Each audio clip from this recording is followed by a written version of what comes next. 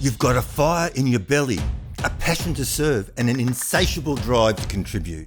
You know that if you can just get your message in front of the right people, you can change lives. But where to start? There are so many options, so many moving pieces. You get bogged down, overwhelmed, frustrated, while the burning desire to serve others consumes you.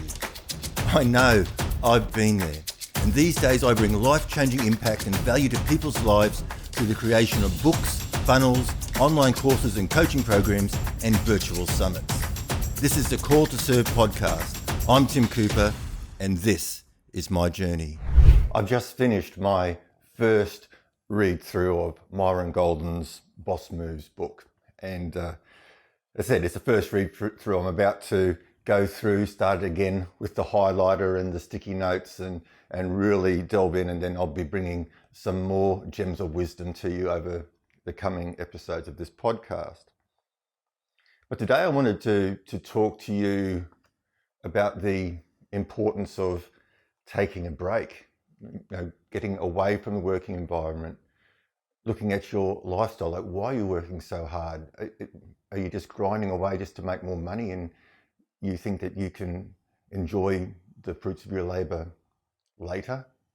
That's what a lot of people do. And so today I wanted to sort of talk to you about some of my personal experiences and how now I've come to a major shift. And I've had this major shift probably for the last 5 or 6 years at least, where it's family first.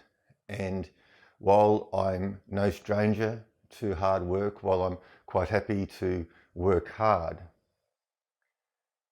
I am not willing to sacrifice time with my family and friends to do that. That there has to be a balance. Okay, for many, many years, especially when I was in IT and computer programming, that sort of stuff, I would basically work all my waking hours. I'm sure a lot of people can relate to just getting up, getting your coffee and starting work, and you work all the way through the day until the late hours of the night. Sometimes I was working 16 hours a day for many days, weeks, months.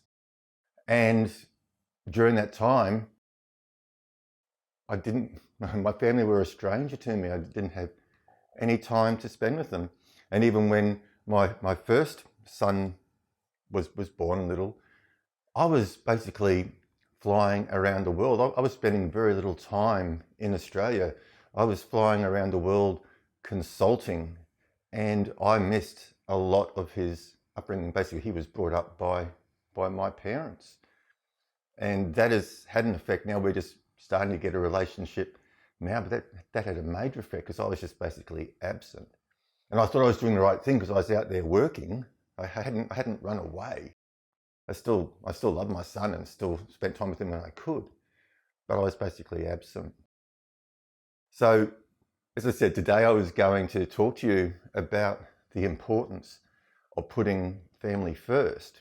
And then as I'm reading through some of the later chapters of Myron's book, the man starts to talk about lifestyle, and I'm going, well, isn't that a coincidence? Here I am wanting to talk about the importance of living your life, and now I'm reading from Myron about the same thing.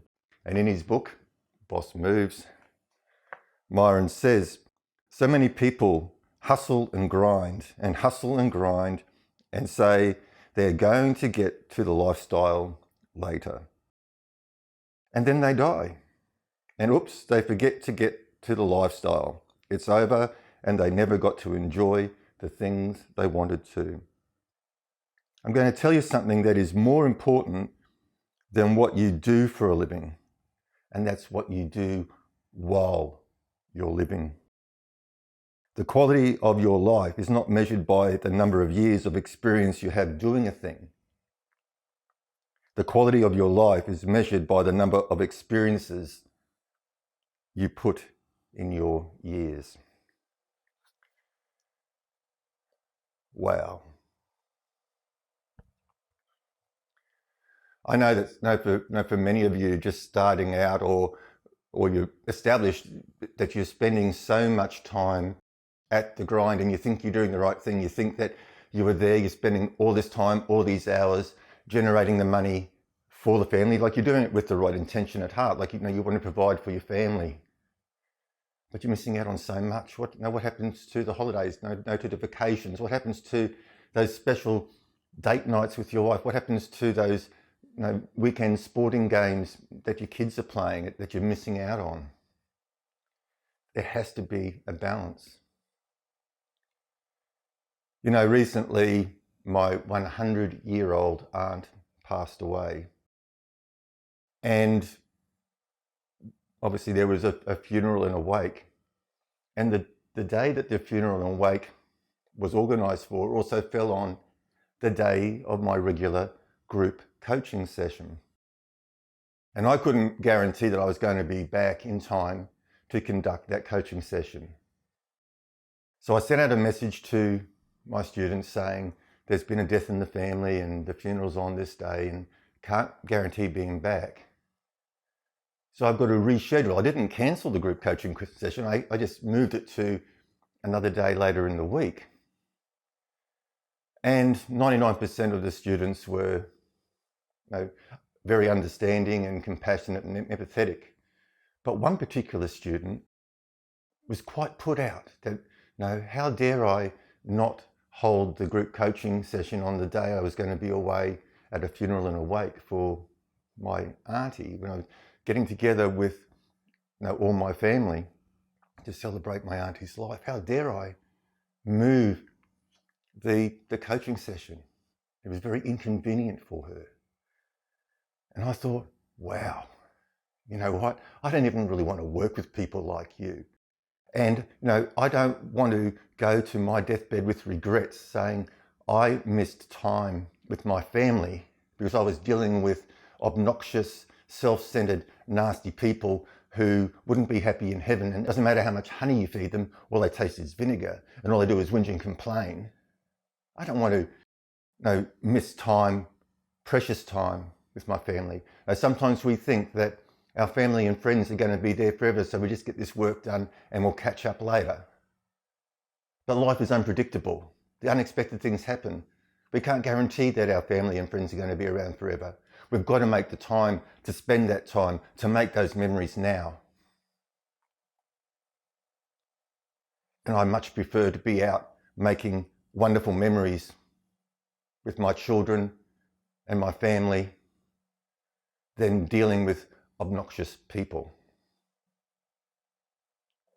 So I will always get my work done. Like, sometimes, obviously, in a previous episode I said don't put off till tomorrow what can be done today, but sometimes projects are so large you can't get them all done in one day, obviously, right? So you break your work up into blocks and say, okay, so today this is where I want to be at, and if I get to this stage, then I'm happy. If I've got a bit of extra time up my sleeve, I can move on and start the next part, but at a minimum, this is where I want to be today. And so I get my work done first. But I now, more than ever, will always make time then to at least see my second son, my youngest son, at least see him one day a week, if not two. And there has been the odd occasion where I can't get there, either because of my own ill health or because I've got a commitment that has to be done, and he understands that. But my family is my priority, and everything else comes second.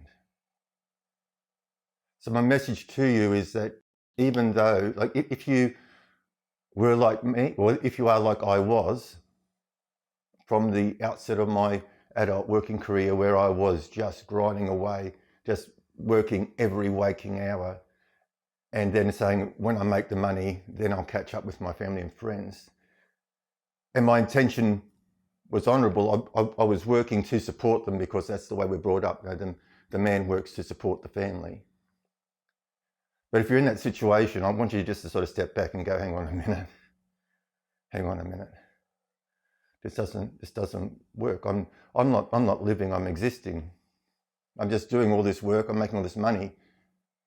But where's the quality of my life? And what about my family? What about my spouse? What about my children? What about my parents? What about my brothers, sisters, aunties, uncles, cousins? My friends? What are you really working for?